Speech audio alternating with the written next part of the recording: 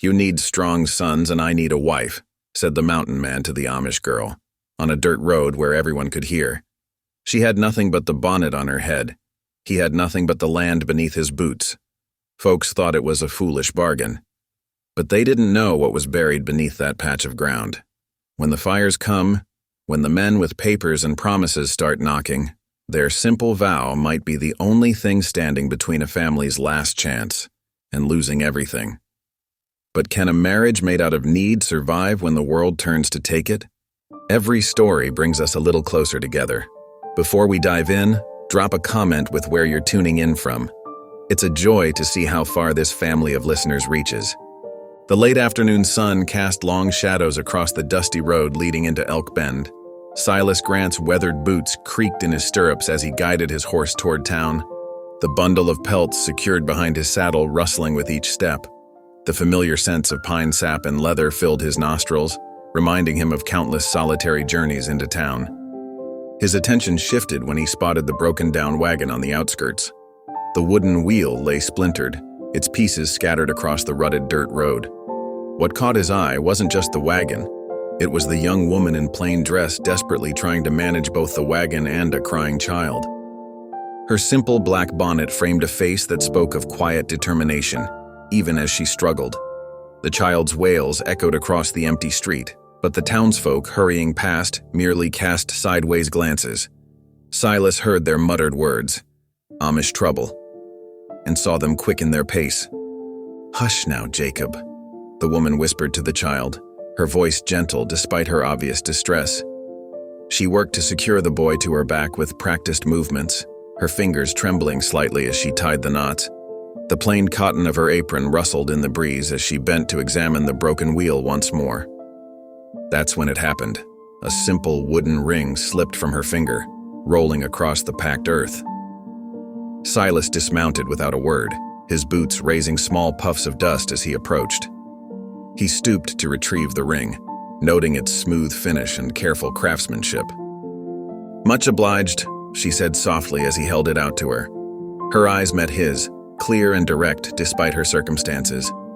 Up close, he could see she was younger than he'd first thought, probably in her early 20s, with features that spoke of both strength and gentleness. Silas studied the wagon, the crying child, and the growing shadows of evening. No other Amish folk were in sight, and something in her bearing told him none were coming. The town's indifference hung heavy in the air between them. "You need strong sons," he said plainly, his voice rough from disuse. "And I need a wife." Her eyes widened slightly, but she didn't step back or look away. Instead, she seemed to be weighing his words with the same careful consideration she might give to measuring flour or studying scripture. "I have land," Silas continued, his words measured and direct. 20 acres of good soil, a solid cabin, running creek nearby. He paused, watching her face. "But it needs a family to make it a home." Mary adjusted the child on her back, who had finally begun to quiet. "And what of faith?" she asked, her voice steady despite the boldness of her question. Silas's hand unconsciously moved to the worn Bible in his coat pocket. "I still hold to the good book," he answered, "though I reckon my ways might be different from your people's." The sun dipped lower, painting the sky in deep oranges and purples.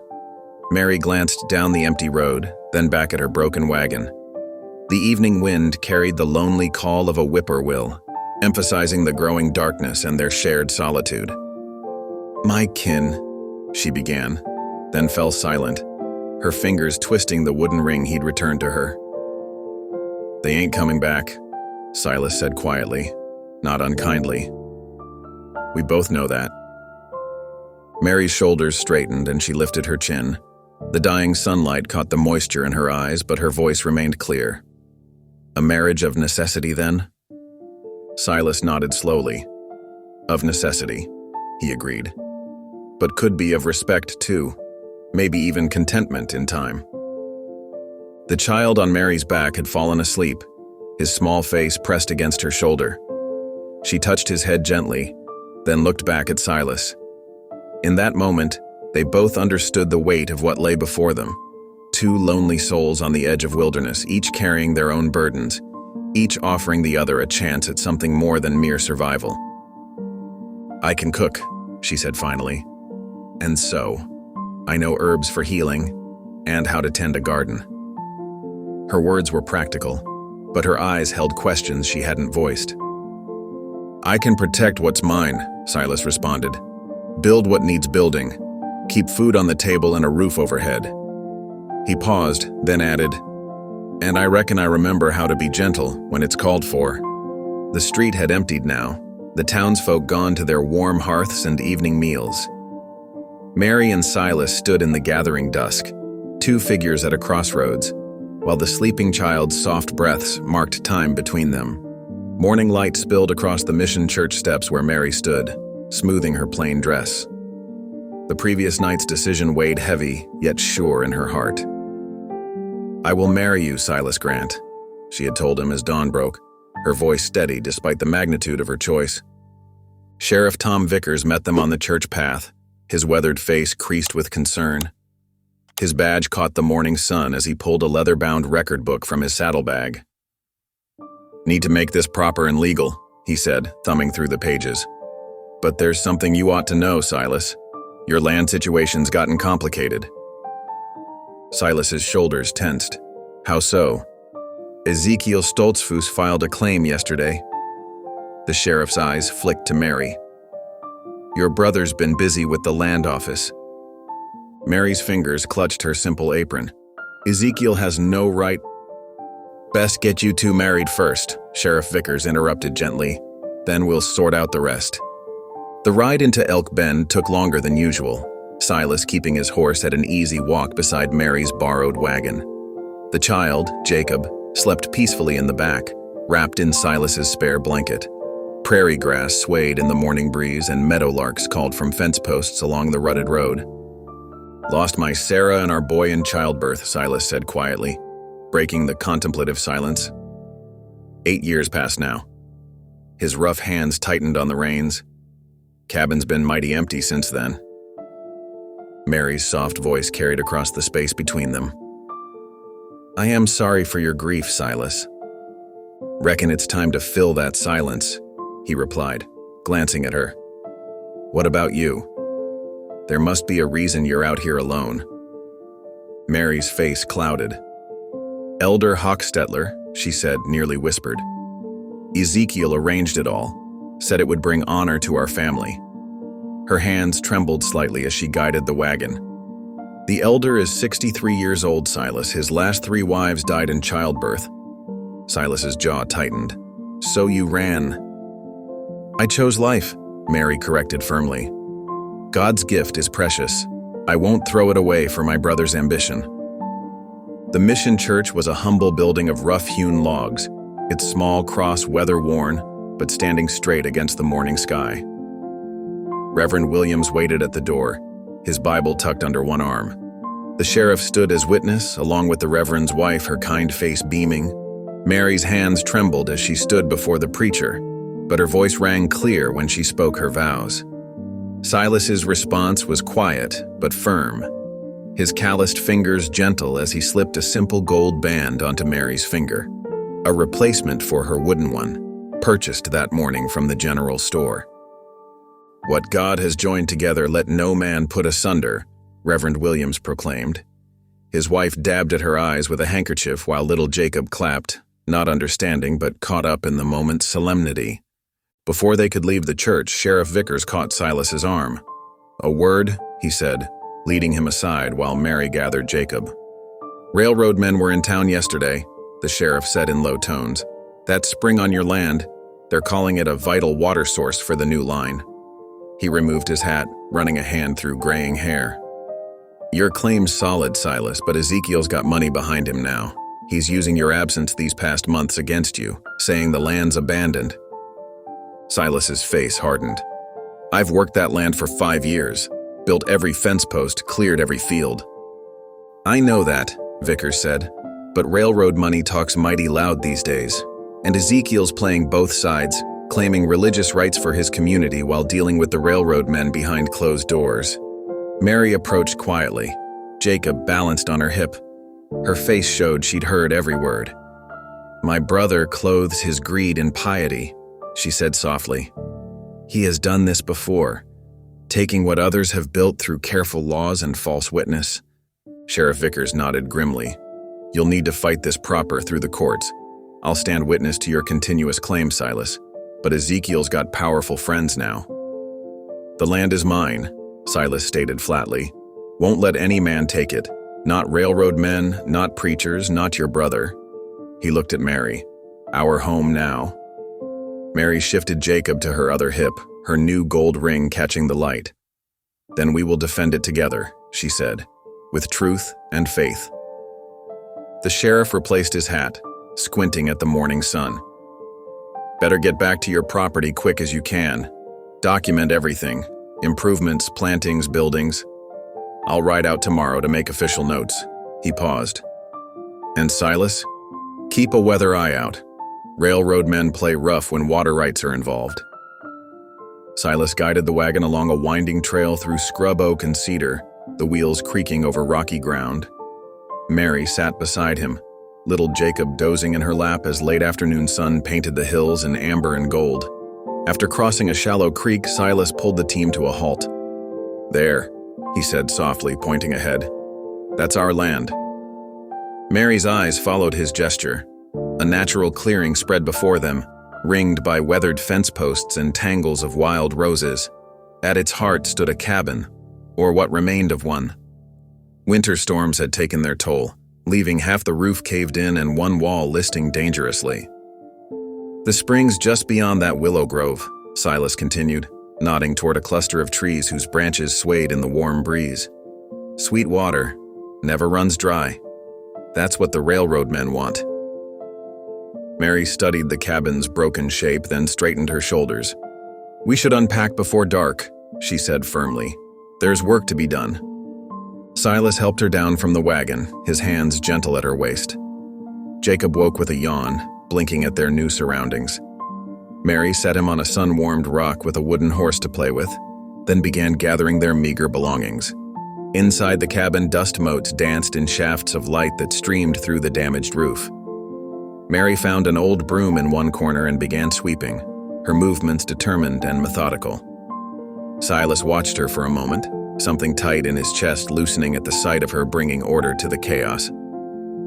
"I'll check the spring," he said. "Make sure nothing's been disturbed." As he walked toward the willow grove, a familiar figure emerged from the trees.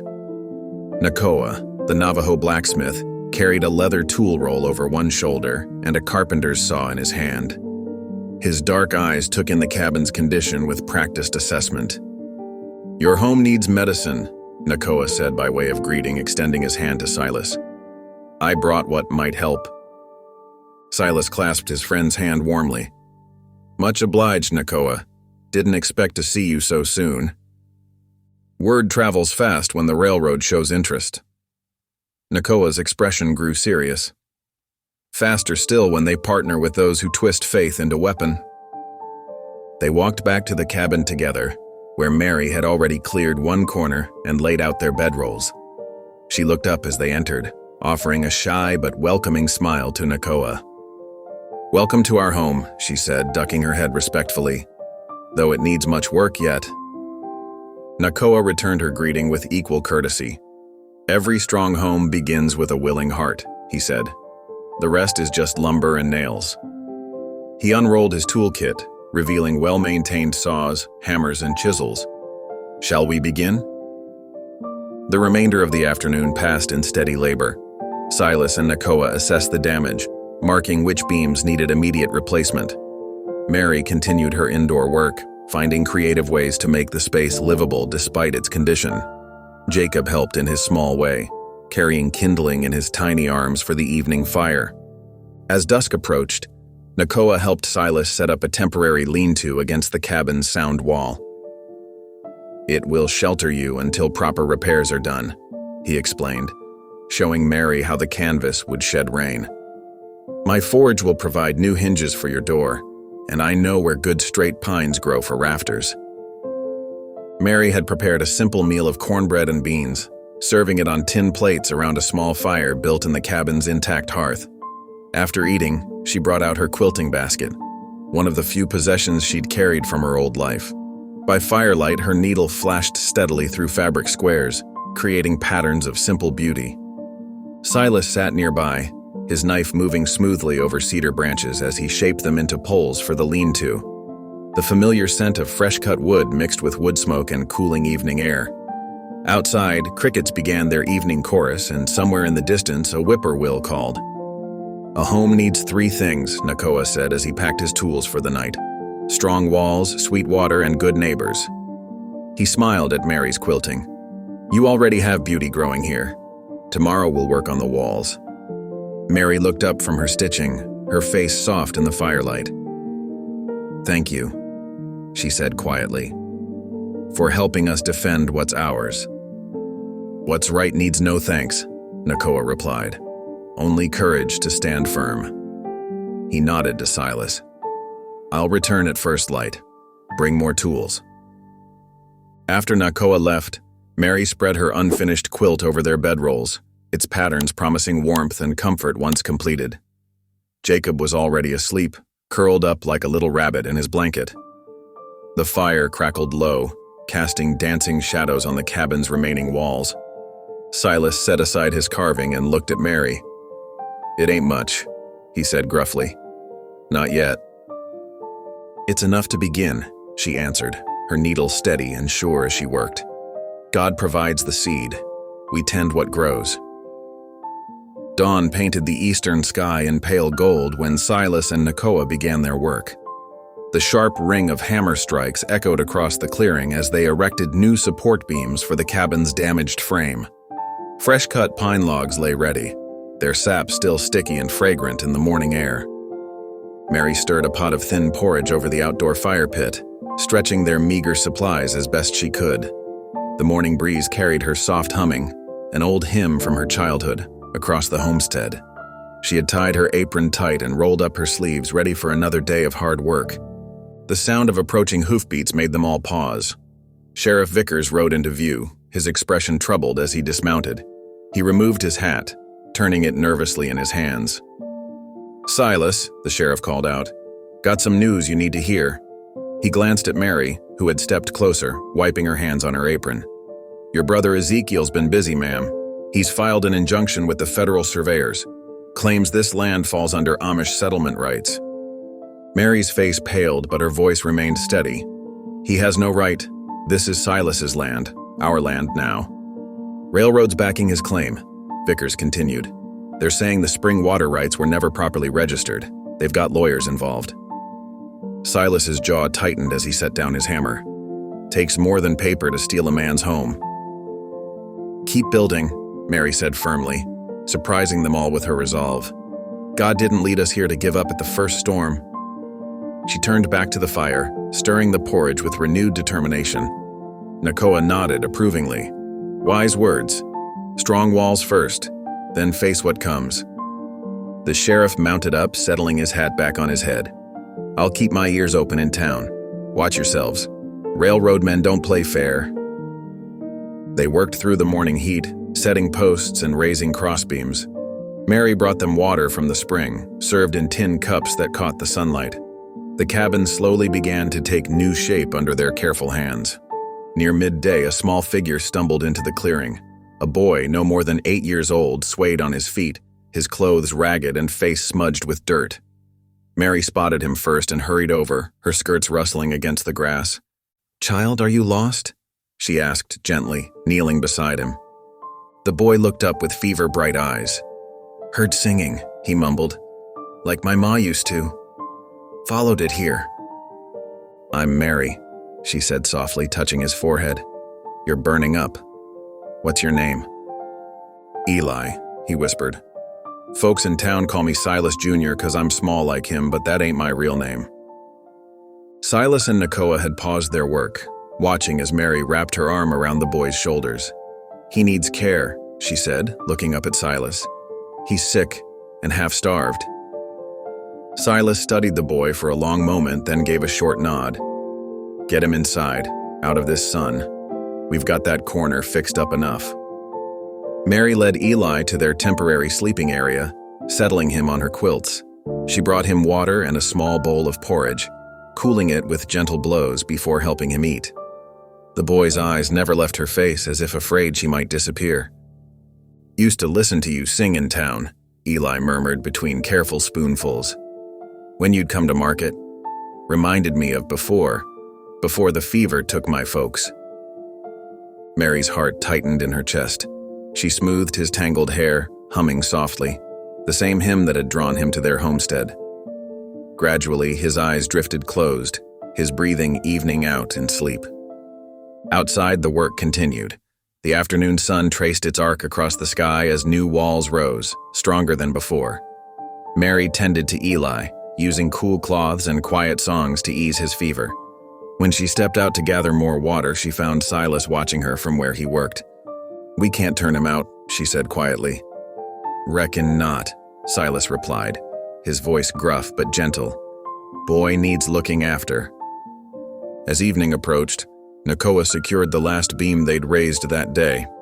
Mary had managed to prepare a simple supper of cornbread and beans, and Eli was well enough to sit up and eat with them. They gathered around the fire, its warm light softening the rough edges of their half-built home. Eli watched them all with cautious hope, clutching his tin plate like a treasure. When Mary began to hum while cleaning up, his small voice joined hers, surprisingly clear and true. The simple harmony floated up through the open rafters to the stars just beginning to appear above. Despite the sheriff's warnings hanging heavy in their minds, something new had taken root in the homestead that day. In the growing darkness, with the fire's glow warming their faces and their shadows dancing on the new raised walls, they felt it. The first fragile bonds of family, born not of blood, but of need and kindness freely given. The next 2 days brought a rhythm of constant work to the homestead. From sunrise to sunset, the sound of hammering and sawing filled the air. Silas and Nakoa worked methodically, their movements sure and practiced as they fitted boards and raised walls. Mary divided her time between household tasks and helping wherever she could, her plain dress dusty from hauling supplies. Eli, though still weak from his fever, couldn't bear to sit idle. "I want to help," he insisted, his small face determined. "I can carry water from the spring." Mary watched him carefully. "Are you certain you're strong enough?" "Yes'm," he nodded, already reaching for the wooden bucket. "I may be small, but I'm quick." And he was. Despite his size, Eli made regular trips to the spring, his thin arms straining with each load but his spirit unwavering. He seemed to gain strength from having a purpose, from being needed. Mary noticed how he stood straighter each time Silas or Nakoa thanked him for the fresh water. On the second afternoon, as the sun hung high and hot in the cloudless sky, a sleek bay horse carried a well-dressed stranger onto their property. The man's suit was fine, but dusty from travel, his manner practiced and smooth as he dismounted. "Good day to you all," he called out, removing his hat. "Mr. Collings from the Railroad Survey Office." His smile didn't quite reach his eyes as he studied their progress. "Just making some routine checks on water sources in the area." Silas set down his hammer, moving to stand between Collings and the spring. Nakoa remained by the cabin wall, his dark eyes watchful. "Mighty interesting timing for a survey," Silas said quietly. Collings brushed dust from his sleeve. "Well now, with all the recent questions about proper claims in the area, it's our duty to ensure everything's in order." His gaze settled on Mary, who stood in the doorway. Particularly given some unusual circumstances, a sudden marriage between a mountain man and an Amish girl. Some might call that convenient. Mary stepped forward, her plain bonnet framing a face filled with quiet strength. "There's nothing convenient about building a home from scratch, Mr. Collings." Her voice was clear and steady. "But it's honest work, which is more than I can say for some." Collings's polite mask slipped for just a moment. "Now, ma'am, let's not be hasty. The railroad has certain rights and interests to protect. It would be a shame if legal complications forced an eviction." "This land will feed our family, sir." Mary met his gaze directly, her words carrying across the yard. "You best find your water elsewhere." The agent's face hardened. He replaced his hat with deliberate care. "We'll see about that, Mrs. Grant." Legal matters have a way of sorting themselves out. He mounted his horse, adding, "One way or another." They watched him ride away, dust rising behind his horse's hooves. Eli pressed close to Mary's skirts, his small hand finding hers. "He's a snake," the boy whispered. "That he is," Nakoa agreed, moving to join them. "But snakes can be handled if you know their ways." Mary squeezed Eli's hand gently before turning to Silas. "There's something I need to show you." She disappeared into the cabin, returning moments later with a worn Bible. "It was my father's.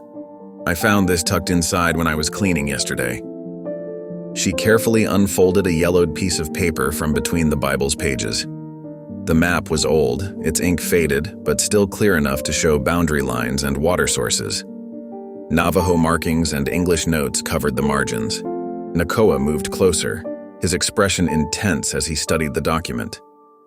"This is a treaty map," he said softly. "From before the territory changes. See these markings? They show the original water rights agreements between the tribes and settlers. Would this help our claim?" Silas asked, looking over their shoulders. "It might." Nakoa traced a line with his finger. "These boundaries could prove the spring was part of protected lands. The railroad can't claim rights that were already granted by treaty." Mary smoothed the fragile paper with gentle hands. "My father traded with your people," she said to Nakoa.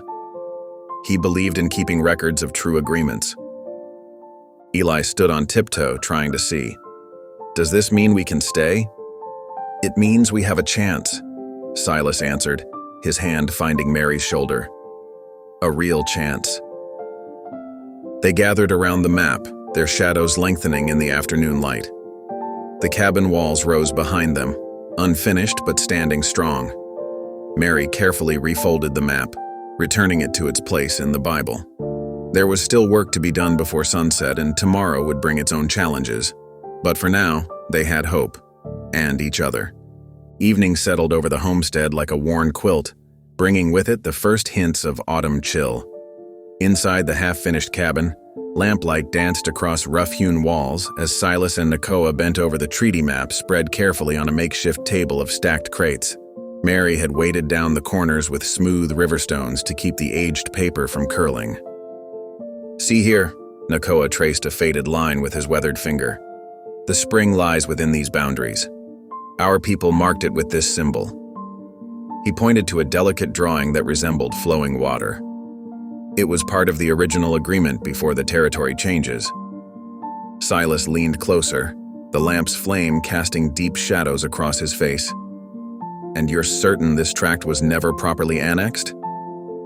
"The proper ceremonies were never completed," Nakoa confirmed, his voice carrying the weight of generations of oral history. "My grandfather's brother was present when these boundaries were drawn. The stories have been passed down." Mary sat nearby, her nimble fingers working at mending one of Eli's worn shirts. The boy himself had dozed off in a corner nest of blankets, his chest rising and falling with the peaceful rhythm of childhood sleep. She looked up from her stitching, her clear eyes reflecting the lamplight. "In Matthew chapter 5, she said softly, it speaks of blessed are the peacemakers. My father believed that included keeping true records of agreements between peoples." She set aside her sewing and moved to join them at the table. "See these notes in the margin? That's his handwriting marking the dates of water rights exchanges." Silas studied the careful script. "Your father was a wise man." "He traded fairly with all people," Mary replied, a hint of pride warming her voice. "He kept detailed records of every agreement, every promise made." Nakoa nodded with respect. "Such attention to truth is honored among my people. These records could speak loudly in your favor." The sound of approaching hoofbeats drew their attention. Moments later, Sheriff Vickers ducked through the doorway, removing his hat as he entered the cabin's warm circle of light. His eyes went straight to the map. "So this is what you found," he said, moving closer to examine the document. "Mind if I take a look?" They made space for him at the table. The sheriff studied the map carefully, his expression thoughtful as Nakoa explained the significance of various markings and boundaries. "Well now, Vickers finally said, straightening up. "This here's exactly the kind of evidence that could make a difference at the town hall court next week." He turned to Silas and Mary. "Judge Parker may be partial to the railroad's interests, but he's a stickler for proper documentation. If we can prove this spring was part of a protected treaty area..." "The railroad's claim would have no legal standing," Nakoa finished. "Exactly." The sheriff replaced his hat, adjusting it with practiced care. "Bring this map to the hearing, and bring Nakoa too. His knowledge of the treaty history could prove vital." After Vickers departed and Nakoa had gone to tend to his horse, a comfortable quiet settled over the cabin. Mary returned to her mending, humming softly, an old hymn that seemed to make the lamplight steadier somehow. In his corner, Eli stirred and woke, rubbing his eyes. "Did I miss anything important?" he asked, his young voice still heavy with sleep. "Nothing that can't wait till morning," Silas answered. He reached into his vest pocket and pulled out a small piece of pine wood and his whittling knife. "Come here, boy. Want to learn something useful?" Eli's face brightened as he scrambled over. Silas pulled a crate close to the lamp and sat down, patting the space beside him. The boy climbed up, eyes wide with curiosity. "First rule of whittling," Silas said, showing Eli how to hold the wood, "is to always cut away from yourself." His large hands guided the boy's smaller ones, demonstrating the proper grip. "Start slow and gentle, let the knife do the work." Together they began shaping the pine block. Silas's sure strokes gradually revealed the form of a small horse, while Eli watched in wonder. Mary paused in her sewing, a soft smile playing at her lips as she observed them. "See here," Silas showed Eli how to carve the horse's legs. "Steady hands make clean cuts." The boy's tongue stuck out slightly in concentration as he tried to mimic Silas's technique. When he managed a decent stroke, his face lit up with pride. "Look, Mary." Eli held up the emerging figure. "I'm helping make a horse." "So you are," she answered warmly. "And a fine horse it's becoming." They worked together until the horse took proper shape, Silas's patient guidance meeting Eli's eager determination. When the final touches were done, Silas handed the small wooden horse to the boy, who cradled it like treasure. "Thank you," Eli whispered, running his fingers over the smooth curves of the carving. He looked up at Silas with shining eyes. "Will you teach me to make more?" "We'll make time for it," Silas promised, resting his hand gently on the boy's shoulder. "There's plenty more to learn." Dawn painted the sky in gentle strokes of pink and gold as Silas hitched the wagon. Mary stood at the cabin door, smoothing her plain dress with trembling hands while Eli helped pack a small bundle of provisions for their journey to town. The morning air carried a hint of pine and wood smoke, mixing with the familiar sense of coffee and fresh bread that drifted from their humble dwelling. The peaceful morning shattered as 3 riders appeared on the road leading into Elk Bend. Ezekiel Stoltzfus sat tall in his saddle, flanked by 2 rough-looking men whose guns gleamed openly at their hips. Their horses' hooves kicked up dust as they passed the homestead, Ezekiel's cold gaze fixing briefly on Mary before they continued toward town. "We best get moving," Silas said quietly, helping Mary into the wagon. Nakoa appeared from the tree line, mounted on his paint horse, nodding silently in greeting. Eli scrambled up beside Mary, clutching his wooden horse for comfort. The town hall buzzed with tension when they arrived. Townsfolk lined the wooden sidewalks, whispering behind raised hands as Mary descended from the wagon, her face set with quiet determination. Inside, the makeshift courtroom was already filling with curious onlookers. Sheriff Vickers stood near Judge Parker's desk, his expression grave as he watched Ezekiel and his men take their places near the front. Ezekiel rose as soon as they entered, his voice cutting through the murmured conversations. "This marriage is a mockery," he declared, pointing an accusing finger at Silas. "My sister was coerced by this mountain man, who is clearly unfit to be her husband. I demand the union be nullified immediately." Judge Parker, a weathered man with steel-gray hair, raised his hand for silence. "Mr. Stoltzfus, this court will proceed in an orderly fashion. Your claim regarding the land dispute is scheduled to be heard first." Mary sat straight-backed beside Silas, her hands folded carefully in her lap. Though her face remained composed, Silas could see the slight tremor in her fingers as she clutched the leather map case. Nakoa stood nearby, his presence steady and reassuring. When called upon, Mary rose slowly. The room fell silent as she walked forward, her simple black boots making soft sounds on the wooden floor. She opened the map with careful movements, spreading it before Judge Parker. "Your Honor," she began, her voice soft but clear, "this map shows the original treaty boundaries of these lands." Her finger traced the careful lines her father had preserved. "The spring on our homestead lies within territory that was never properly transferred from Navajo control." Ezekiel's face darkened. "She knows nothing of legal matters," he burst out. "She is simple, easily led." "I know truth when I see it," Mary countered, her voice growing stronger. "Our father taught us to honor agreements, brother. These boundaries were marked by honest men, including Nakoa's ancestors." Nakoa stepped forward, his dignity commanding attention. "I can confirm these markings," he stated. "They match our oral histories exactly. The spring lies in land that was never formally ceded." Judge Parker leaned forward, adjusting his spectacles as he studied the map. The room held its breath as he examined the careful notations and boundary lines. Finally, he looked up, his expression thoughtful. "This evidence requires careful consideration," he announced. "The railroad's claim through Mr. Stoltzfus cannot proceed until these treaty boundaries are properly investigated. I hereby delay any action on the land claim for 30 days. A murmur rippled through the crowd. Silas felt pride swell in his chest as he watched Mary stand firm, her chin lifted slightly as she faced down the room full of powerful men. She had found her voice, and it rang with truth. Ezekiel's face contorted with barely contained rage. He strode forward, stopping just short of Mary. "You would side with outsiders against your own blood?" he hissed. "Against our ways?"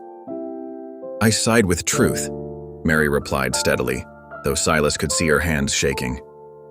"As father would have done." Ezekiel's eyes narrowed dangerously. He glanced at the judge, then back at Mary and Silas. "Courts are slow," he said, his voice dropping to a menacing whisper. "Fire is quick." Sheriff Vickers stepped forward, his hand resting meaningfully on his gun belt. "That sounds mighty close to a threat, Mr. Stoltzfus." Ezekiel turned away without responding, gesturing sharply to his men. They filed out of the town hall, their boot heels striking the floor like hammer blows in the tense silence. Mary remained standing until they had gone, then slowly sank back onto the bench beside Silas. Her face was pale, but her eyes shone with quiet triumph. Silas covered her hand with his own, feeling the trembling beneath her calm exterior.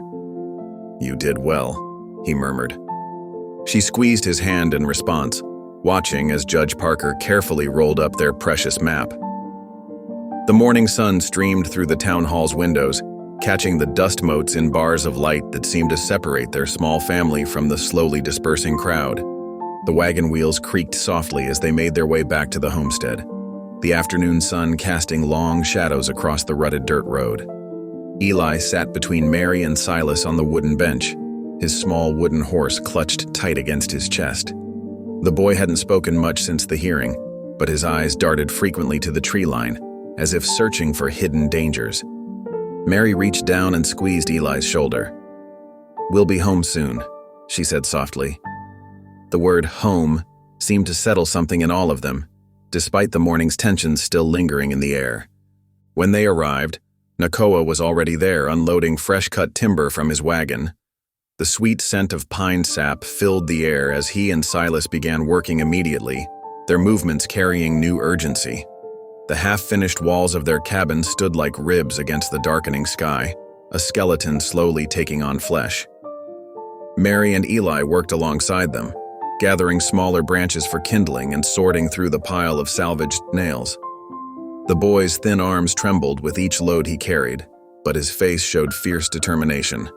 Mary noticed how Silas would pause in his work occasionally, watching Eli with a mixture of pride and worry that made her heart ache with tenderness.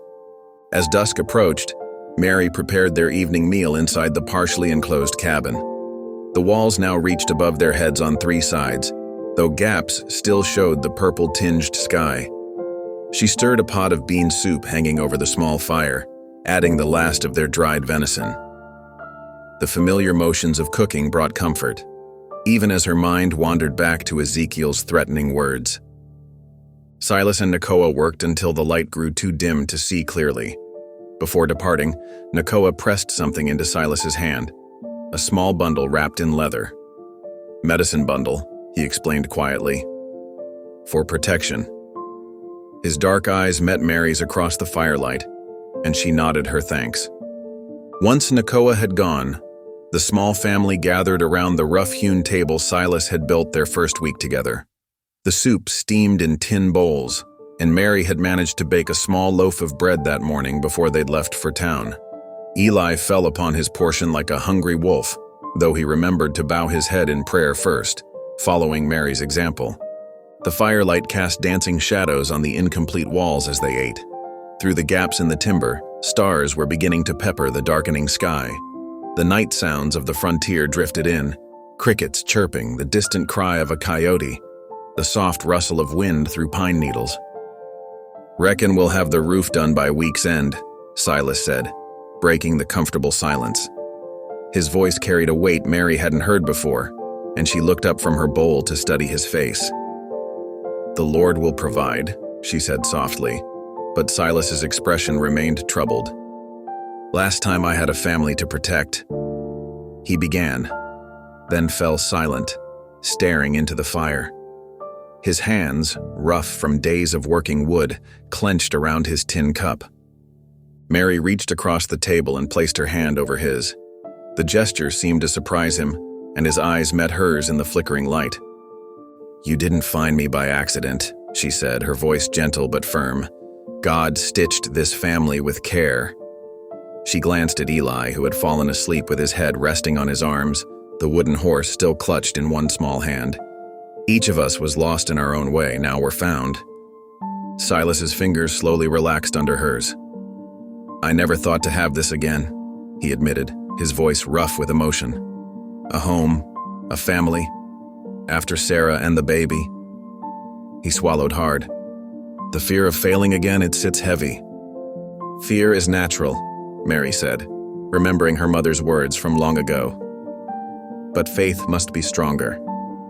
She squeezed his hand. "We face this together now." The moment stretched between them, warm and honest, filled with unspoken understanding. For the first time since their hasty marriage, Mary felt truly connected to this quiet, strong man who had offered her sanctuary when her own blood had abandoned her. Outside in the gathering darkness, beyond the circle of their firelight, a shadow moved among the trees. The figure stood motionless, watching the scene through the gaps in the cabin's walls. But inside, the small family remained unaware, wrapped in their moment of shared hope and newfound trust. Silas finally stood, gently lifting the sleeping Eli. "Best get him to his bed," he said softly. Mary watched as he carried the boy to the small pallet they'd made in the corner, tucking a blanket around his thin shoulders with careful tenderness. The gesture brought tears to Mary's eyes, not of sadness but of gratitude. Whatever challenges lay ahead, they would face them as a family, bound together by something stronger than blood or law. She began clearing away the supper dishes, humming softly, an old hymn her mother had sung in times of trouble. The first hints of dawn painted the eastern sky in pale gold when Mary woke to the acrid smell of smoke. Her eyes flew open as crackling sounds filled the air. Through gaps in the unfinished walls, she saw orange flames licking up the timber they had so carefully placed. "Silas!" she screamed, scrambling to her feet. The smoke was already thick, burning her throat. "Eli!" Silas burst through the door they had hung just yesterday, his face ghostly in the pre-dawn light. "Mary! Get Eli!" He rushed to the corner where they kept their important papers in a tin box. Mary ran to Eli's pallet, where the boy was curled up small, coughing. She scooped him into her arms, feeling his thin body trembling against hers. The wooden horse he always clutched tumbled to the floor, forgotten in their panic. The flames spread with terrifying speed, consuming the dry timber. Heat pressed against them like a physical force as Mary stumbled toward the door, Eli's face buried in her shoulder. Behind her, she heard Silas curse as burning debris rained down. "The papers!" Silas shouted, lunging through a curtain of flames to grab the tin box containing their marriage license and the precious Navajo treaty map. A burning beam crashed down, catching his arm. His agonized cry cut through the roar of the fire. Mary turned back, her heart in her throat. "Silas!" He emerged from the smoke, clutching the box against his chest with his good arm. The sleeve of his shirt was charred, and angry red burns showed through the tattered fabric. Together, they stumbled out into the yard, collapsing in the damp grass as their home burned behind them. Eli sobbed quietly against Mary's chest while she stared in horror at the destruction. Everything they had built together, every small sign of their growing family, the rough-hewn table where they had shared meals, the shelves Silas had crafted for Mary's few books, the patchwork quilt she had started, all of it devoured by the ruthless flames. The sound of approaching horses cut through the crackling of the fire. Sheriff Vickers appeared through the smoky haze, leading several townsmen with buckets. But it was too late. The cabin was already engulfed, the flames reaching toward the lightening sky like grasping fingers. "Dear Lord," the sheriff breathed, dismounting quickly. "Anyone hurt?" Before Mary could answer, more horses approached. Her heart clenched as she recognized Ezekiel's tall form among the riders. Her brother sat straight in his saddle, watching the destruction with cold satisfaction in his eyes. The firelight caught his face, revealing a slight smile that chilled Mary more than the pre-dawn air. "What a terrible accident," Ezekiel called out, his voice carrying clearly over the sound of the burning cabin. "Perhaps this is God's way of showing his disapproval of this arrangement." Mary felt Silas tense beside her, but before he could respond, he swayed suddenly.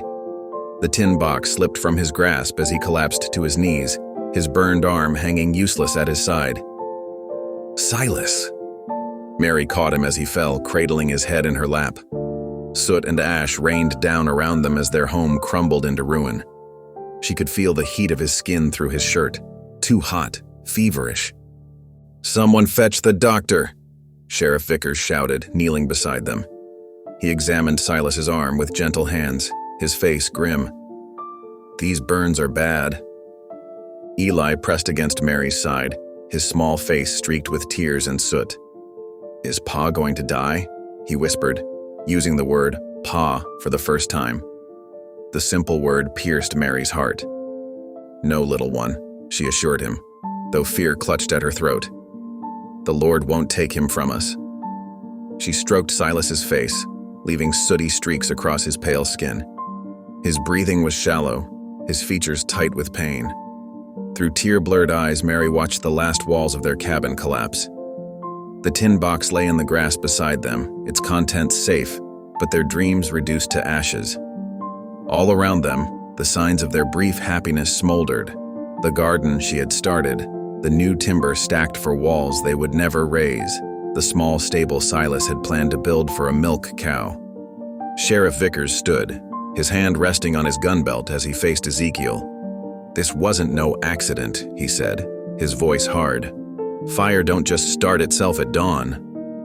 Ezekiel's smile never wavered. "Prove otherwise," he said calmly, turning his horse. "Though perhaps my sister will now see reason and return to her proper place." With that, he rode away, his men following like shadows. Mary bent over Silas's still form, her tears falling on his face as she rocked him gently. In the distance, she heard hoofbeats, someone riding for the doctor. The sun was fully up now, revealing the full extent of their loss in harsh detail. Everything they had built together lay in ruins around them, their dreams scattered like the ashes that continued to fall like gray snow. Morning sunlight filtered through the soot-stained windows of Nakoa's smithy workshop. The familiar scents of iron and leather mingled with the sharp smell of healing salves as Mary carefully unwrapped the bandages from Silas's burned arm. He sat quietly on a wooden stool, his face drawn with pain, but his eyes fixed on her gentle movements. "The swelling's going down," Mary said softly, examining the angry red flesh. She reached for a clay pot of cooling ointment that Nakoa's wife had prepared with traditional herbs. The mixture smelled of sage and mountain wildflowers. Eli hovered nearby, his small face pinched with worry. He hadn't left Silas's side since they'd taken shelter in the smithy the night before. "Is Pa getting better?" he asked, the word Pa coming more naturally now. Mary's heart warmed at the boy's concern. "Yes, little one. The Lord provides healing through many hands." She smiled at him while carefully applying the medicine to Silas's burns. Nakoa worked quietly at his forge, the rhythmic clang of his hammer providing a steady backdrop. The workshop had become their temporary haven, its solid walls and warm hearth offering comfort after the devastating fire. The door creaked open, bringing a rush of cool morning air. Sheriff Vickers stepped inside, removing his hat. Behind him, a group of townspeople gathered in the yard, their faces showing varying degrees of shame and determination. "Miss Mary," the sheriff said, clearing his throat. "Folks here have something they'd like to say."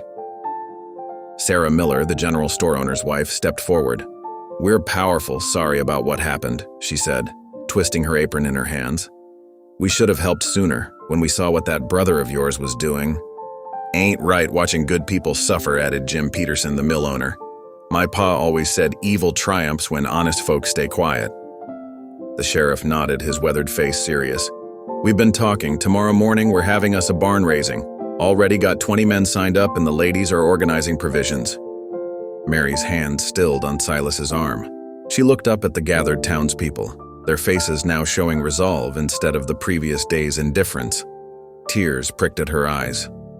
"Much obliged," Silas said quietly, his voice rough with emotion. "But I can't pay." "Ain't about payment," Nakoa interrupted, setting down his hammer. "It's about making things right." He moved to stand beside Silas, his presence solid and reassuring. "My people will help too. Many hands make light work." Eli edged closer to Mary, slipping his small hand into hers. "Will we have a home again?" he whispered.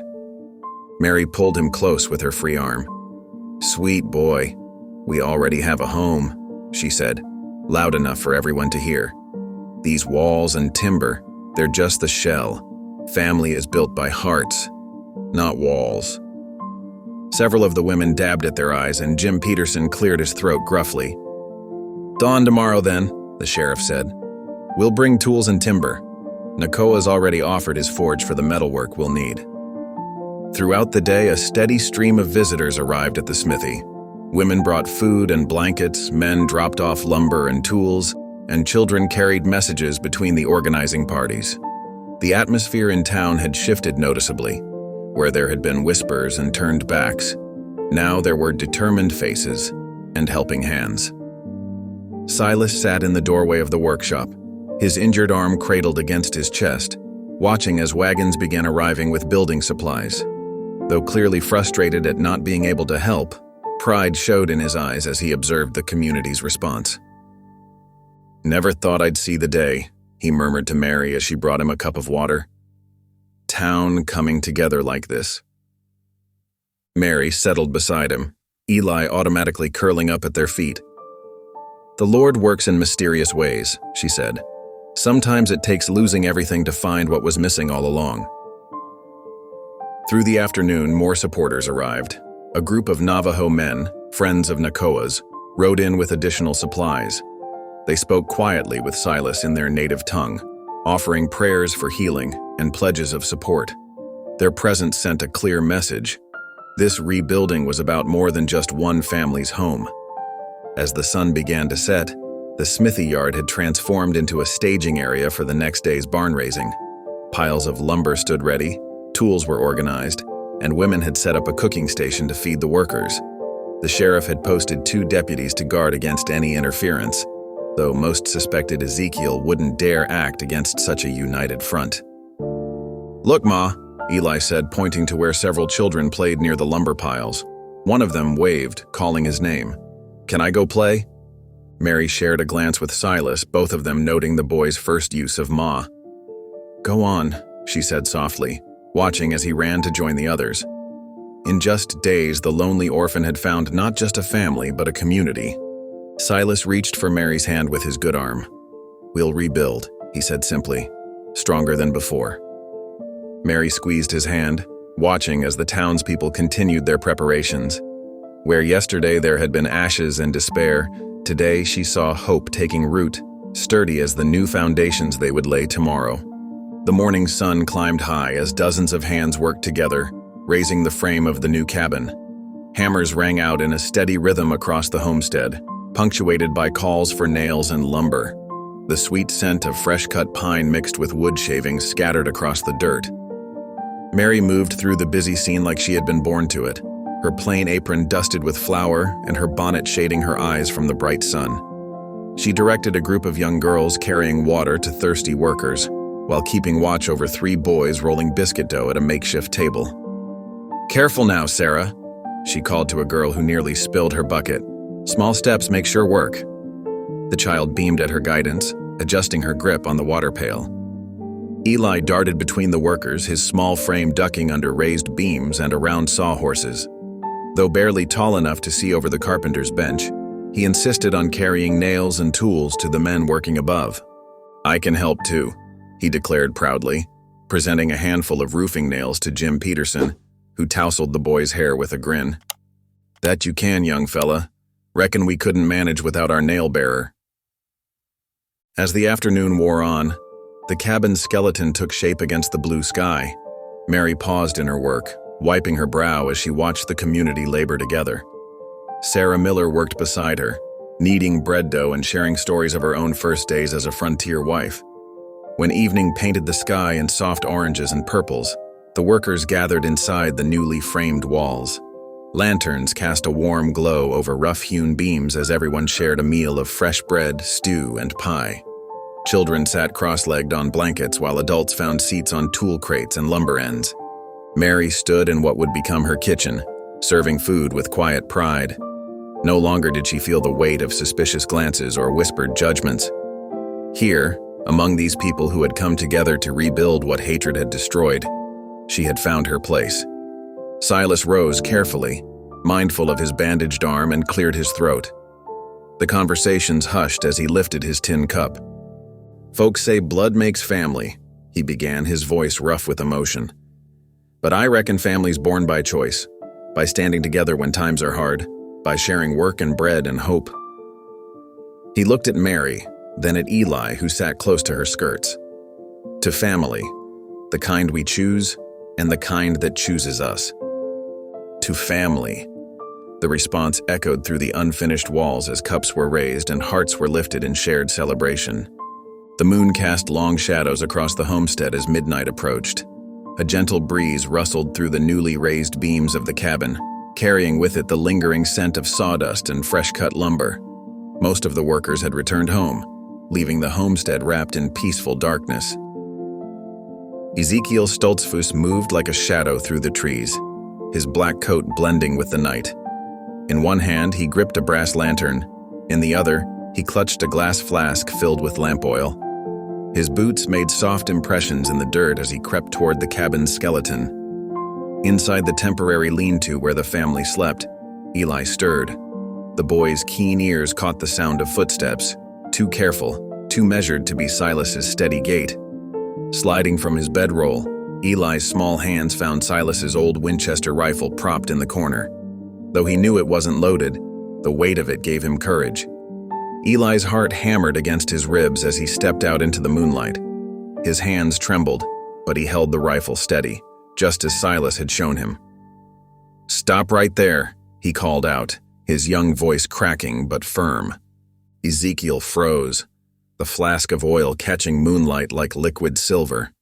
His eyes widened at the sight of the small boy holding the long rifle. "Boy, you best put that down before you hurt yourself." "No, sir." Eli stood his ground, though his knees shook beneath him. "This here's our home. You ain't welcome to destroy it again." The crunch of gravel announced Silas's approach. He emerged from the shadows, leaning heavily on a wooden crutch, his burned arm bound in clean bandages. His presence seemed to fill the night air, though he made no threatening moves. "Brute force won't win this fight, Ezekiel," Silas said quietly. "You can burn every board we raise, but you can't break what makes us family. That strength comes from something deeper than timber and nails." Ezekiel's hand tightened around the flask, but his eyes kept moving between the boy's unwavering stance and Silas's calm certainty. In that moment, something shifted in his rigid posture, perhaps seeing for the first time not weakness in their makeshift family, but a power beyond his understanding. The flask slipped from his fingers, thudding softly in the dirt. Without a word, Ezekiel turned and strode to his horse. The sound of hoofbeats faded into the night as he rode away, leaving behind not just his tools of destruction, but the bitter weight of his defeat. Silas hobbled forward and placed a gentle hand on Eli's shoulder. The boy finally lowered the rifle, his small frame trembling with released tension. "You did good, son," Silas murmured. "Real good." Summer settled over the homestead like a warm blanket. The newly completed cabin stood proud against the mountain backdrop, its fresh-cut timber weathering to a rich honey gold in the western sun. Smoke curled from the stone chimney, carrying the sweet scent of pine through the clear morning air. Silas watched from the edge of their vegetable patch as Mary directed Eli in marking the path for a new irrigation channel. The boy's small hands gripped the wooden stakes with determination, while Mary stretched twine between them, creating a straight line from the spring to their growing fields. "A mite to the left," Mary called out, her voice gentle but sure. "That's it, right there." Silas stepped forward to inspect their work, his boots leaving deep prints in the freshly turned earth. The spring bubbled up clear and strong beneath the old willow, promising life for their crops and stock. He couldn't help but marvel at how different the land looked now, no longer just a patch of wilderness, but a true home taking shape under their care. Mary straightened up, pressing one hand to the small of her back.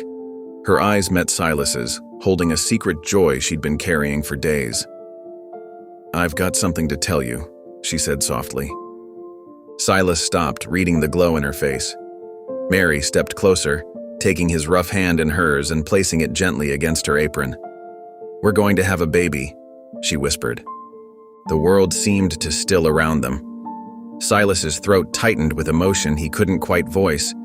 His hand trembled slightly against the fabric of her dress, imagining the miracle growing beneath. "A baby?" he finally managed, his voice rough with wonder. Mary nodded, happy tears brightening her eyes. "Come winter, we'll be 5 instead of 4. Down at the smithy, the steady ring of Nakoa's hammer marked the rhythm of the day. Eli had taken to spending his afternoons there, proudly calling himself Silas Jr., as he helped the blacksmith shape a new plow blade for their expanding fields. As evening approached, they gathered on the wide wooden porch Silas had insisted on building. Mary set out plates of fresh bread and stew, while lamplight spilled through the windows, casting warm rectangles of gold across the weathered boards. Eli's laughter mixed with the chirp of crickets as he showed off the leather work Nakoa had taught him. Silas looked around at his family, Mary's gentle presence, Eli's bright spirit, and the promise of new life to come, and felt a completeness he'd never known before. The homestead glowed with more than just lamplight. It shone with the warmth of hearts finally finding their place together.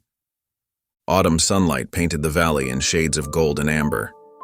Through the open window of the homestead, Mary's clear voice lifted in an old hymn, carrying across the yard where late flowers still bloomed against the cabin walls. Inside, she gently rocked a handmade cradle, her fingers trailing over the smooth wood Silas had carved with such care. The steady creak of the porch swing mingled with the soft scrape of Silas's whittling knife. Wood shavings curled around his boots as a small wooden horse took shape in his weathered hands. Every now and then, his eyes would drift to the window, drawn by Mary's singing and the precious bundle she watched over. Their land had transformed over the passing months.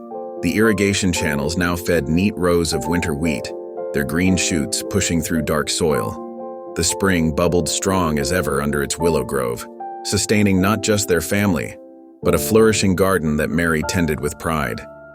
Even the scars of the old fire had healed, covered by climbing roses Mary had planted along the new walls. Hoofbeats announced visitors along the path. Sheriff Vickers rode up alongside Nakoa, both men looking pleased about something. Eli, who had been helping stack firewood, ran to greet them with the enthusiasm of youth. "Afternoon, folks," Sheriff Vickers called out, dismounting with a satisfied smile. Brought some news you'll want to hear."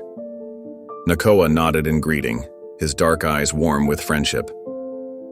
"Good news," he confirmed. Mary appeared in the doorway, adjusting her apron. The soft bundle in her arms stirred, and she smoothed the blanket with gentle hands. "Railroads pulled out," Vickers announced, removing his hat. "Their surveyors found better routes north. That spring of yours is officially off their maps." Silas's knife stilled in his hands.